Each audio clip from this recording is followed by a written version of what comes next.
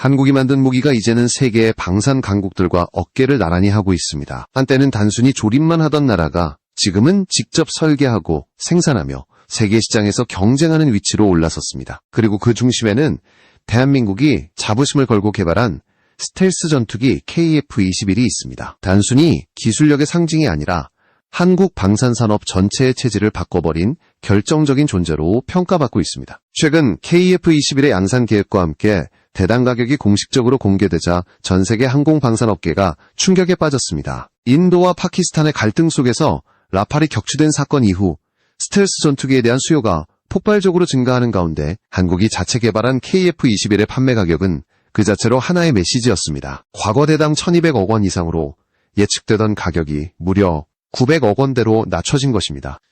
이 수치는 단순한 금액 인하가 아니라 생산 구조 자체가 혁신되었음을 보여주는 결과였습니다. 기존의 전투기 시장은 미국과 유럽이 독점하다시피 하고 있었습니다. 록히드 마틴의 F-35, 보잉의 F-15, 프랑스의 라팔, 스웨덴의 그리펜, 그리고 유럽 컨소시엄이 만든 타이푼까지 주요 기종 대부분은 서방 중심의 기술 구조 안에 묶여 있었습니다. 하지만 이들 모델들은 모두 생산 단가가 높고 부품 공급망이 복잡해 각국이 도입에 어려움을 겪고 있었습니다. 반면 한국의 KF-21은 자국 기술과 부품을 중심으로 한 고도화된 자동화 공정을 통해 단가를 획기적으로 낮추는 데 성공했습니다. 방위사업청이 발표한 자료에 따르면 1차 양산분 20대에 투입된 예산은 약 1조 9천억 원, 즉 대당 약 950억 원 수준입니다. 여기에 하나시스템이 개발 중인 A4 레이더와 한화에어로스페이스가 납품하는 F4142-2400K 엔진이 포함되어 있습니다. 레이더의 단가가 약 40억 원, 엔진 2기가 약 250억 원이라는 점을 감안하면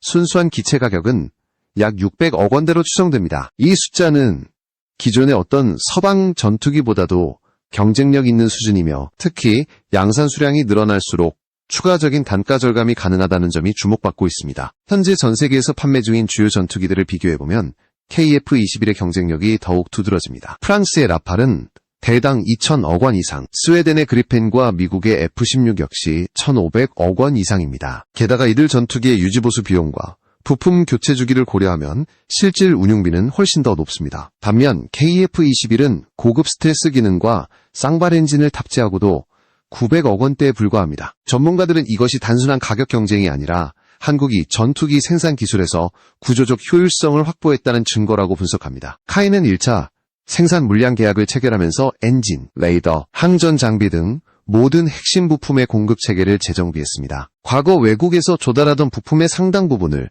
국내 기업으로 대체하면서 부품 단가를 낮추는 동시에 조달 기간을 단축했습니다. 특히 자동화 조립 시스템을 구축하면서 생산 효율을 2배 이상 향상시켰고 인건비 절감 효과까지 더해져 생산 단가 인하로 직결되었습니다. 무엇보다 놀라운 점은 이 모든 과정이 단순한 기술 모방이 아닌 완전한 독자 시스템으로 구축되었다는 사실입니다. KF-21은 시제품 단계부터 양산형 설계까지 모두 한국의 자체 데이터와 시뮬레이션 기술을 기반으로 완성되었습니다. 이는 대한민국이 더 이상 단순한 기술 수입국이 아니라 전 세계가 주목하는 방산 기술 수출국으로 도약했음을 상징하는 사건이었습니다. 전문가들은 KF-21이 본격적으로 수출 시장에 등장할 경우 4.5세대 전투기 시장의 판도가 완전히 바뀔 것이라고 예측합니다. 특히 생산 단가와 성능 사이의 균형에서 KF-21이 보여주는 효율성은 그 어떤 경쟁 기종도 쉽게 따라잡을 수 없는 수준입니다. 단순한 가격의 문제를 넘어 생산성과 기술 자립도라는 두 축을 동시에 확보한 나라가 이제는 한국이라는 사실이 세계 시장의 흐름을 바꿔놓고 있습니다. 이처럼 KF-21의 첫 양산 가격 공개는 단순한 수치 이상의 의미를 가집니다. 그것은 곧 한국이 더 이상방산 후발주자가 아니라 세계 시장의 흐름을 주도하는 강자로 자리 잡았다는 선언이기도 합니다. 이제 남은 것은 그 기술력을 어떻게 확장하고 얼마나 빠르게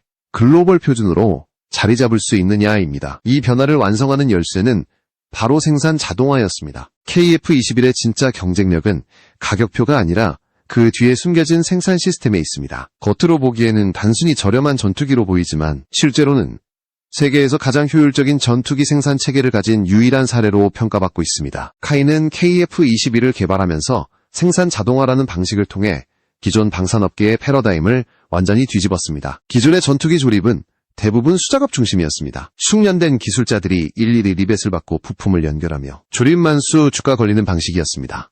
하지만 카이는 중앙동체, 전방동체, 후방동체를 모듈화하여 자동화 로봇이 몇 시간 만에 결합할 수 있는 시스템을 구축했습니다. 이 과정은 단순한 조립 로봇 도입이 아니라 생산 설계부터 완전히 자동화를 고려한 혁신적인 공정 재편이었습니다. 자동차 생산 라인처럼 움직이는 전투기 공장은 세계 어디에도 존재하지 않습니다. 하지만 한국의 사천 공장에서는 이미 KF-21의 대형 부품들이 자동화 로봇팔에 의해 정밀하게 조립되고 있습니다. 리벳 구멍을 뚫는 과정도 완전히 자동화되어 있으며 기존 수작업 대비 70% 이상 시간을 절약했습니다. 전투기 한 대에는 수만 개의 리벳이 사용됩니다. 이 리벳 하나하나의 위치가 정확해야만 비행 중 구조 강도가 유지되는데 이를 자동화한 것은 기술적으로 세계 최초입니다. 리벳은 단순한 부품이 아닙니다. 전투기의 구조를 지탱하는 핵심이며 기존에는 미국 방산업체로부터 고가로 수입하던 특수 리벳이었습니다. 카이는 이 부품조차도 국산화했습니다. 단가를 줄이기 위해 소재부터 제조 방식까지 모두 한국 기술로 바꾸며 전투기 한 대에 들어가는 리벳 비용을 절반 이하로 낮췄습니다. 결과적으로 단순한 부품 하나의 변화가 전체 기체 가격을 수십억 원 절감시키는 효과로 이어졌습니다. 이런 자동화는 단지 인건비 절감을 위한 조치가 아니라 품질 일관성을 확보하기 위한 전략이었습니다. 사람이 직접 조립하면 오차가 발생하기 마련이지만 로봇은 매번 동일한 강도로 동일한 위치에 리벳을 박을 수 있습니다. 이 차이가 바로 전투기 구조의 내구성 차이로 이어지고 장기적인 유지보수 비용에도 큰 영향을 미칩니다. 카이는 이를 통해 생산성과 품질 그리고 가격이라는 세 가지 축을 동시에 잡았습니다. 이 자동화 공정은 미국의 록히드 마틴조차도 인정할 정도로 발전했습니다. 록히드 마틴은 수천 대의 F-35를 생산하는 세계 최대의 전투기 제조사지만 여전히 부분적으로 수작업에 의존하고 있습니다. 실제로 카이의 자동화 로봇 기술이 공개되자 록히드 마틴 측에서 기술 협력을 타진했다는 이야기도 나왔습니다. 그러나 카이는 이를 단호히 거절했습니다. 자국의 핵심 기술이 해외로 유출되는 것을 막기 위해 자동화 로봇의 설계도와 제어 알고리즘은 극비로 관리되고 있습니다. 생산 자동화는 단순히 효율성의 문제가 아닙니다. 그것은 속도입니다. 지금 전 세계는 전쟁과 무기 수요 증가로 인해 전투기 주문이 폭발적으로 늘어나고 있습니다. 프랑스는 라파를 월 2대에서 3대로 늘리겠다고 발표했지만 카이는 자동화 시스템을 통해 한 달에 5대 이상 KF-21을 생산할 수 있는 능력을 확보했습니다. 이는 현재 지구상에서 가장 빠른 전투기 양산 속도입니다. 이 속도는 단순한 자랑이 아니라 생존의 문제로 직결됩니다. 수요가 몰릴 때 빠르게 공급하지 못하는 국가는 결국 시장을 잃습니다. 한국은 그 점을 정확히 파악했습니다. 단가를 낮추고 생산량을 늘리는 것, 그 두 가지를 동시에 실현한 나라는 현재까지 한국이 유일합니다. 그리고 그 중심에는 데이터 기반의 자동화 시스템이 있습니다. 카이는 공정전 과정을 데이터화했습니다. 각 부품의 제작 이력, 조립 위치, 리벳 압착 강도, 온도 변화까지 모든 정보가 실시간으로 저장되고 분석됩니다. 이러한 정보는 품질 문제 발생 시 즉각 추적이 가능하게 만들어 기존 전투기 생산보다 10배 이상 빠른 피드백 체계를 완성했습니다. 이로 인해 KF-21은 단순히 값싼 전투기가 아니라 가장 정밀한 전투기라는 평가를 받고 있습니다. KF-21이 본격 양산 체계에 들어가면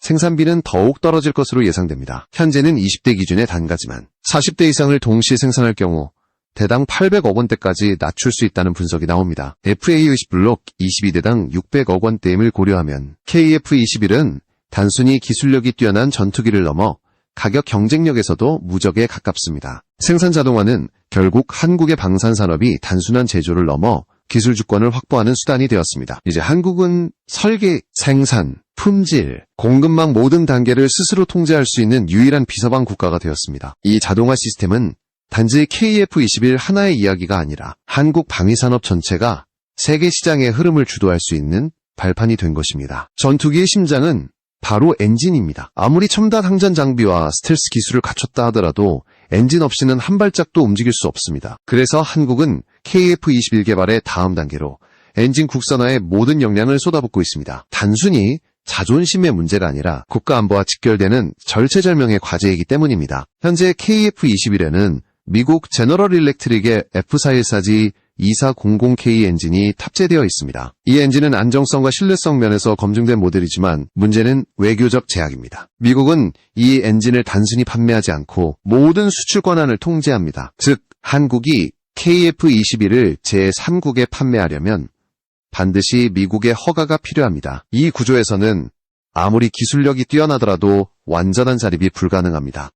이 때문에 한국 정부와 방산업계는 일찍부터 엔진 국산화의 필요성을 강조해왔습니다. 특히 국방과학연구소와 한화에어로스페이스는 KF-21의 양산과 함께 자체 엔진 개발 로드맵을 수립하고 단계적으로 기술 내재화를 추진 중입니다. 문제는 엔진 개발에는 막대한 비용과 시간이 든다는 것입니다. 업계에서는 최소 10조 원 이상이 들어갈 것으로 예상하고 있으며 완성까지는 10년 이상이 걸릴 수 있다고 평가합니다. 그러나 이 투자는 불가피합니다. 엔진은 단순한 기계가 아닙니다. 수십만 개의 부품이 초고온, 초고압 환경에서 완벽히 맞물려 돌아가야 하는 정밀 시스템입니다. 그리고 이 모든 부품 중 어느 하나라도 외국산에 의존한다면 전시의 공급망이 끊길 위험이 존재합니다. 실제로 여러 국가들이 미국의 수출 통제 정책 때문에 전투기 운용에 어려움을 겪어왔습니다. 이런 상황을 고려할 때 한국이 독자 엔진을 개발하는 것은 선택이 아니라 생존입니다. 한화 에어로스페이스는 이미 KF-21 엔진 정비를 통해 축적한 노하우를 바탕으로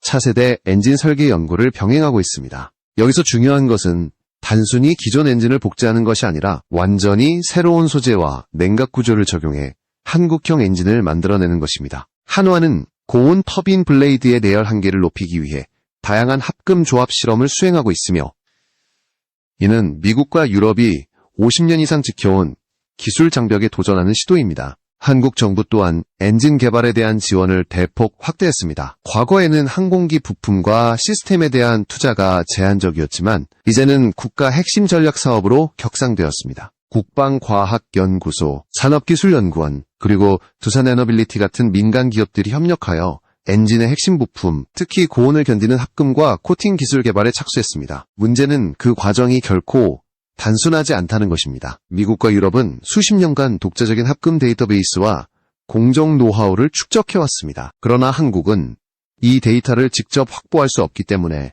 모든 것을 스스로 실험하고 검증해야 합니다. 두산이 이러한 제약 속에서도 초고온 내열 합금 개발에 성공했다는 소식은 한국 방산 역사에서 하나의 전환점으로 평가됩니다. KF-21은 단순한 전투기가 아니라 기술 자립의 상징입니다. 엔진 국산화가 완성된다면 한국은 세계에서 5번째로 전투기 엔진을 독자 개발한 국가가 됩니다. 그 의미는 단순히 경제적 이익을 넘어섭니다. 한국은 더 이상 부품 수입국이 아닌 공급국으로 자리 잡게 되며 이는 전 세계 방산 시장의 권력 구조를 바꾸는 결과를 낳을 것입니다. 게다가 엔진 국산화는 단가 절감에도 결정적인 역할을 합니다. 현재 F414G2400K 엔진 2기의 가격은 약 250억 원으로 전체 KF-21 기체 가격의 20% 이상을 차지합니다. 만약 한국이 자체 엔진을 개발해 부품 생산까지 국내에서 수행한다면 이 비용은 30% 이상 절감될 수 있습니다. 단순히 수입을 대체하는 수준이 아니라 유지 보수와 수출 시에도 더 높은 이익률을 확보할 수 있는 구조로 바뀌는 것입니다.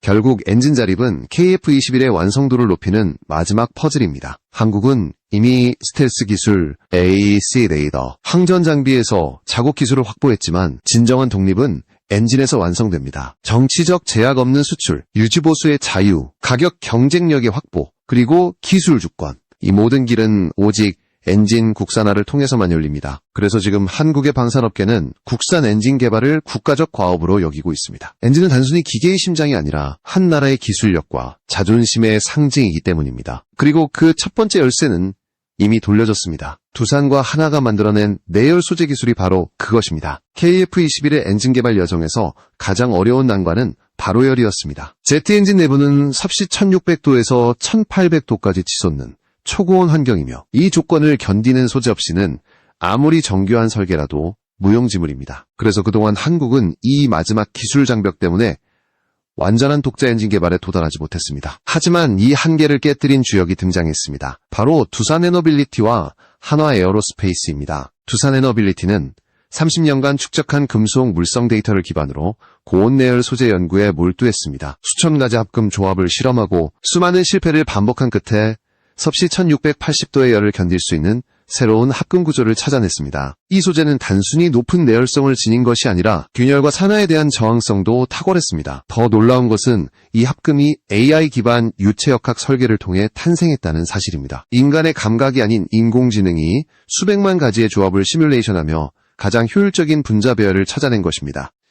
이 소재가 공개되자 해외 항공 전문가들은 기적이라는 표현을 썼습니다. 하지만 두산은 이를 냉정하게 결과가 아닌 과정의 시작이라고 말했습니다. 이유는 명확했습니다. 내열 합금이 완성되었다고 해도 그것을 엔진 구조에 적용하기 위해서는 또 다른 기술, 즉 코팅이 필요하기 때문입니다. 이 코팅이 바로 나노 단위의 초고온 내열 코팅 기술입니다. 한화 에어로스페이스는 두산의 합금 기술을 토대로 섭씨 1300도 이상의 온도를 견딜 수 있는 나노 코팅 방식을 개발했습니다. 나노 두께의 코팅층은 머리카락의 1만 분의 1 수준에 불과하지만 엔진 터빈 블레이드의 수명을 2배로 늘리고 추력 효율을 20% 향상시켰습니다. 이 기술의 진정한 가치는 비용 절감에 있습니다. 동일한 구조의 엔진이라도 코팅층을 입히면 수명이 30% 이상 연장되어 유지보수 주기가 길어집니다. 예를 들어 KF-21에 장착된 F414G2400K 엔진은 평균 수명이 약 4000시간입니다. 하지만 한국형 나노코팅 기술을 적용하면 4800시간에서 5200시간까지 늘어날 수 있습니다. 단순히 20%의 향상이 아니라 전체 운용 비용에서